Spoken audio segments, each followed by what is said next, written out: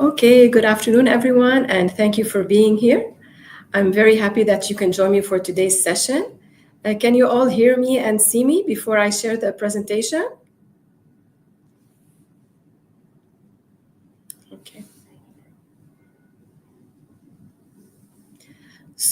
My name is Hala Tajrine. I'm the clinical dietitian at American Wellness Center, and I'm very excited for this webinar today about picky eaters. A lot of parents I see in the clinic, they come to the clinic and they struggle with their child being very picky. So today I wanted to navigate through this topic. So today, before I wanted to talk about the importance of nutrition in kids, why it's so important. Then I'd like to cover some guidelines as to how we go about dealing with picky eaters. And then I wanted to give you some practical tips that you can use in the home. And then I thought it'd be also important to talk about the lunchbox because kids spend most of their time, a chunk of their day at school. So it's important to parallel what we offer them at home with what we offer them also at school. And then I'd like to close in by talking a little bit about grocery shopping because it's important to notice which ingredients we have at home, how we use them, etc. Just give you some heads up. And then I'll be happy to take any questions. Maybe we can have a nice discussion period. So I hope after today's presentation, you will take up some tips and use them, and it will help you in your day-to-day struggles with your child. So just first of all, it's very important to note that nutrition is very important in growing children because they are growing. So it's important for them to be nutritionally well fed so that they don't have any nutritional deficiencies, so that they don't have stunted growth, so that their immunity is at its optimum, so that they are doing well in school. So for all of these reasons, nutrition is very important. So how do you know if your child is consuming the right amount of food and is consuming a variety of food? One simple way to look at it is if you follow Canada's food guide, which means that your child should be consuming fresh fruits and vegetables, whole grains, and protein, including dairy, and it should be proportional as per this plate. We can also, and I put this table just for illustrative purposes, that you have all the 5 food groups. So your child is consuming fruits, vegetables, protein, grains, and dairy. And usually oil goes with the cooking, so you don't have to worry too much about it. And obviously, as the child grows, he will need slightly larger quantities. And I put this also for illustrative purposes. So you want your child to be consuming a variety when it comes to dairy products, when it comes to vegetables, fruits, grains, and protein. You don't want them to be too selective. This is ideally. So when it comes to fruit, for example, you don't want them to be consuming only red apples. There are red apples, green apples, yellow apples, but there's also the whole range of fruits that you see here and even more fruits that you can explore with your child. Same thing for vegetables. You don't want them to just be consuming, cucumbers, but tomatoes, broccoli, cauliflower, mushroom, asparagus, all of these different vegetables that ideally you want your child to be consuming. So before I move on, I wanted to put this slide up there because I think it's important to note that when we are introducing food to our children and encourage them to eat a variety of food, it's all under the umbrella of disciplining. It's part of our parenting job. And as a parent myself, I cast in my vote that parenting is not an easy job, but once you know that you are doing this for the benefit of your child, then this will make it a little easier. So, for example, why do you want your child to go to bed early? It's not because you don't want them not to play, but because you want them to be well rested, to solidify their memory and all the benefits of sleep. Same thing, for example, why do you want your child to do their homework? It's not because you want them to suffer, but you want to make sure that they, grasp all the concepts learned in school. So same thing when it comes to food. Why are you trying to encourage them to eat healthy food, non-sugary food, non-fatty food? Because you want them to be at their optimal health. You want them to be well fed and not to have any deficiencies, etc. So I think it's important to note that because it makes the struggle a little bit easier or more, manageable. So you want to think that it's not an overnight process that happens. The child doesn't wake up one day and starts to eat asparagus. It's a step-by-step, small goal process. It requires a lot of patience, and it needs you to be very consistent with the food choices that you are offering and what you are not offering, etc. So I just wanted to highlight these points because it's important in the whole process of dealing with picky eaters. So the first guideline is really to be realistic with the children's portion sizes.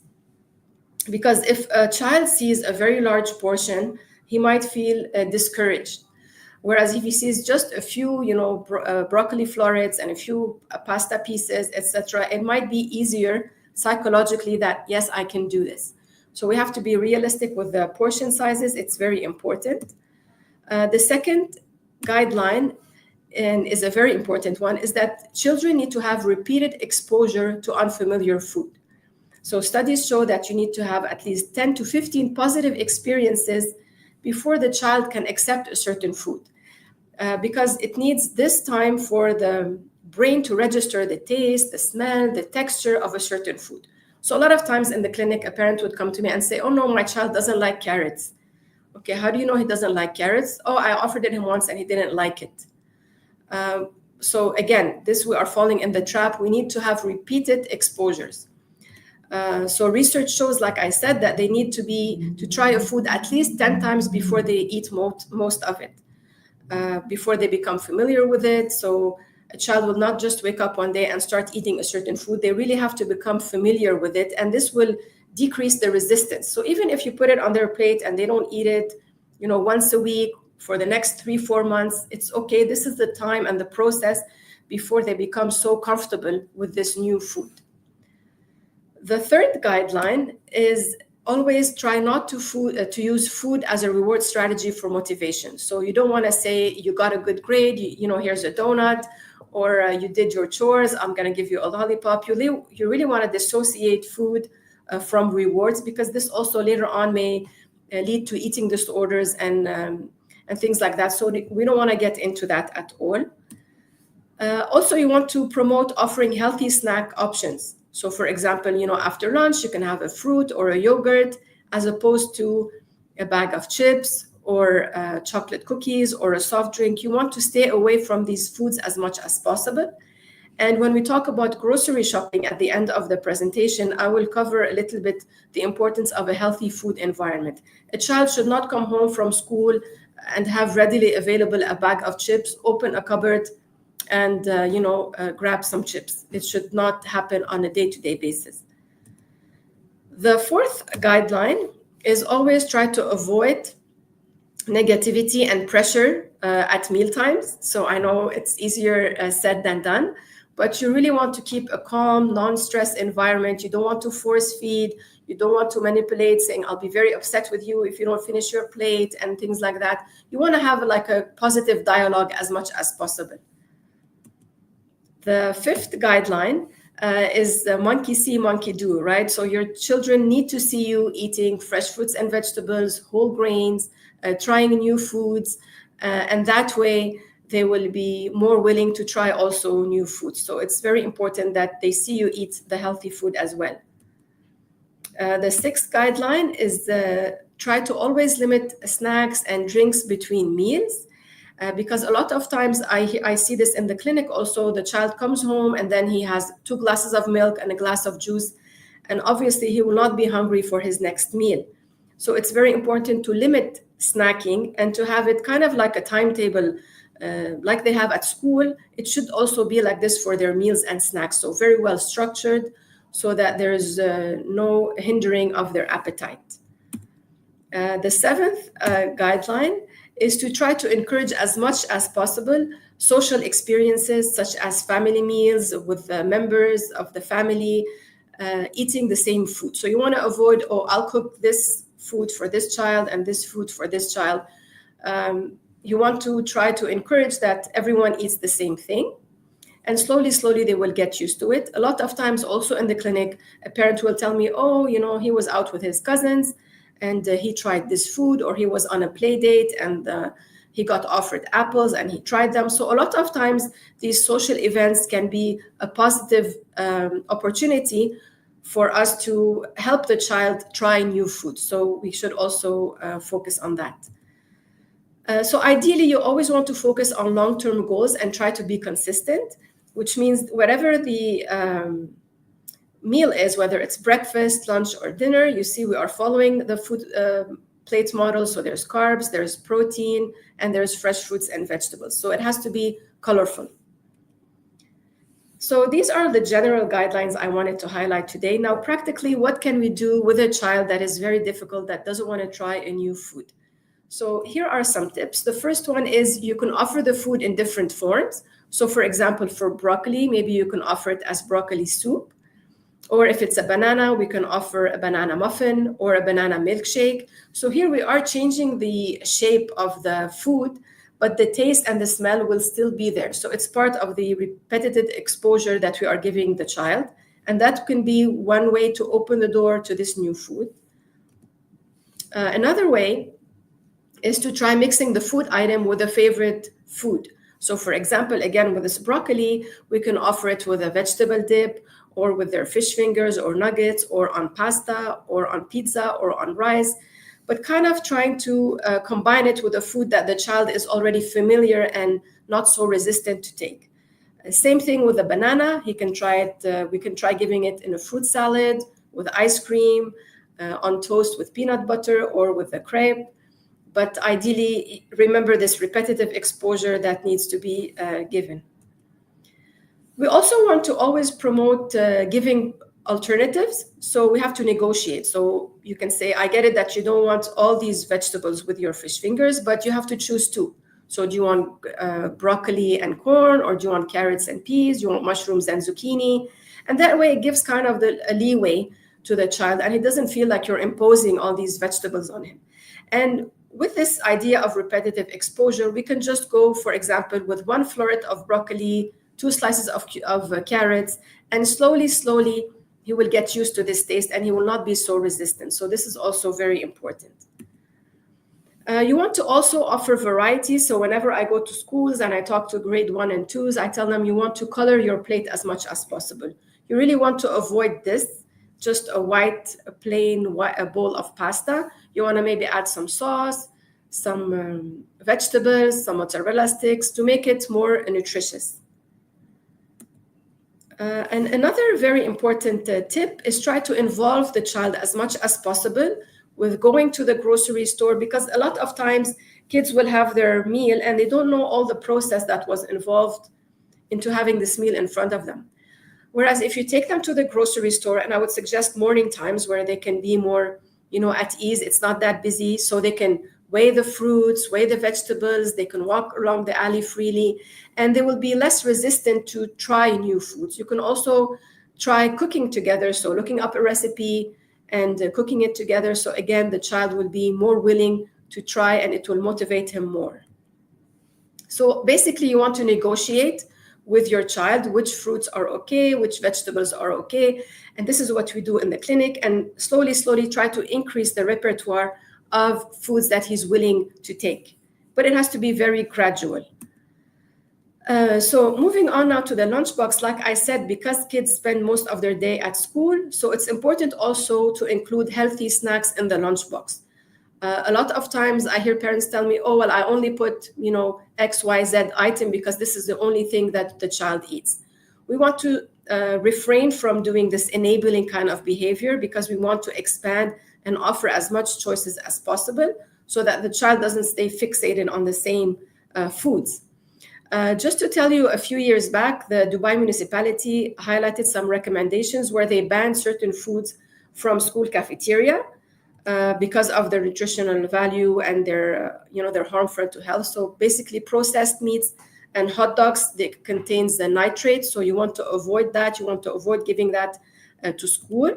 Also, instant noodles, because they have low nutritional value and they have a very high salt content. Chocolate bars and chocolate spreads, you also want to avoid giving that at school. Peanut butter and peanuts, because all the schools in Dubai should be nut free. Chips, because also this should be only occasional foods that a child has. It shouldn't be put in the lunchbox. Same thing for soft drinks and energy drinks because of their high sugar content. Donuts and creamy cakes, again, these are occasional foods. They should not be given regularly. And hard candy, because of the risk of choking for younger kids, so you want to also avoid giving this to school. So what do you put in this famous lunchbox? Ideally, you want to use small containers. So depending if your child is younger or older, you want to have containers that are easy to open, colorful, and so the child will enjoy kind of opening them and eating what's inside. Ideally, you want to include an ice pack because this will keep the food crisp and fresh in the lunchbox. And you have to include several items. So this is the checklist that we'll do at the end. Ideally, you want to include a sandwich type kind of food. So again, you can have a variety with the different grains, toast, whole wheat bread, tortilla, waffle, or a mini pizza or a mini manaish that you can offer. You also want to include 1 or 2 fruit choices. So again, try not to be repetitive. Same thing, 1 or 2 vegetable choices.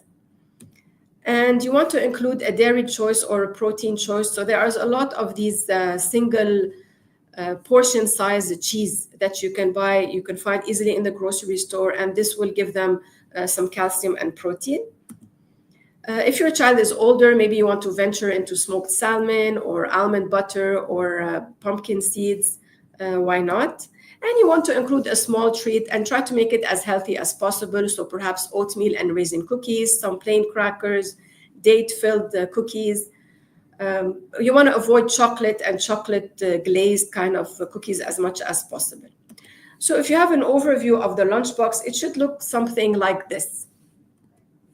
And if you go for the checklist, ideally you want to have a variety, like I said, so you vary with the options of foods that you are offering and snacks. Very important also to watch for the portion size. A lot of times when I go to schools and I check the lunch boxes, we notice that there's a lot of crackers and 2-3 sandwiches. We should also limit the portion size as much as possible. And you want to include ideally 6 to 8 items depending on your child's age, because you'll notice every couple of years maybe you will need to increase 1 item depending, because your child obviously is growing. But to make all of this come full circle so that the food doesn't come back, it's very important that you have a discussion on the way back home or when your child reaches home, to have this discussion with your child. How was your day? Did you enjoy the snacks in your lunchbox? What did you like? What you didn't like? Did you finish your lunchbox? Did you drink your water? This is very important communication, because it shows that these are actually important. And then it helps you hear your child, what he has to say. And then we can slowly open the window and try to encourage him to be consuming the snacks that are in his lunchbox. So this is very important. And then to close off today's webinar, I wanted to talk a little bit about grocery shopping, because obviously to offer all of these foods at home with their meals in the lunchbox, you need to have a variety of fresh fruits and vegetables, different kinds of proteins and whole grains already present at your home. And I want to highlight that it's important to avoid stockpiling.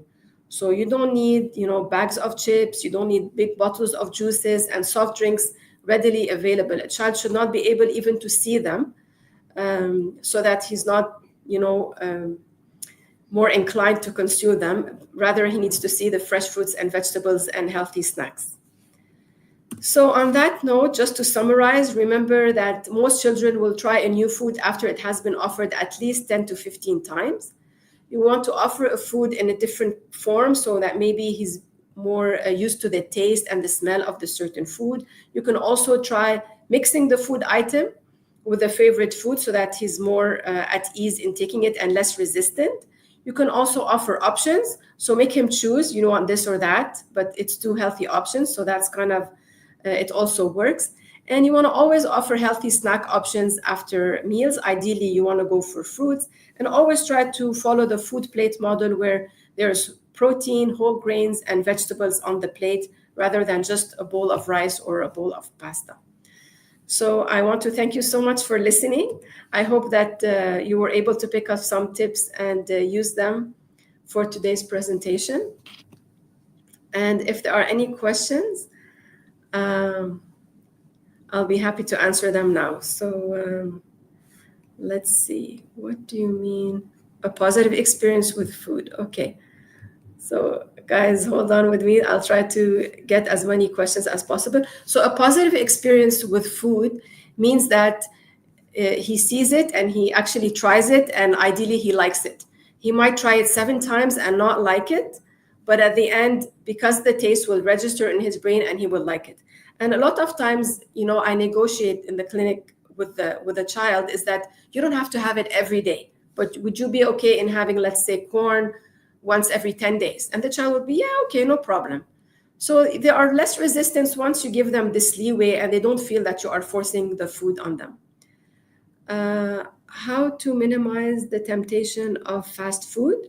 Yeah, ideally, you don't want to have fast food available. Remember, in one of the guidelines, we wanted to promote parent modeling. So, of course, you don't want to be ordering fast food and telling your child, you eat the salad. You want to have like a healthy meal altogether. Another question is, can this lunchbox go well? Yes, absolutely. It can go for an adult lunchbox. Maybe for adults, they might want to have like a salad or a hot meal, depending on their schedule. But definitely, also for adults, you want to include nuts, perhaps.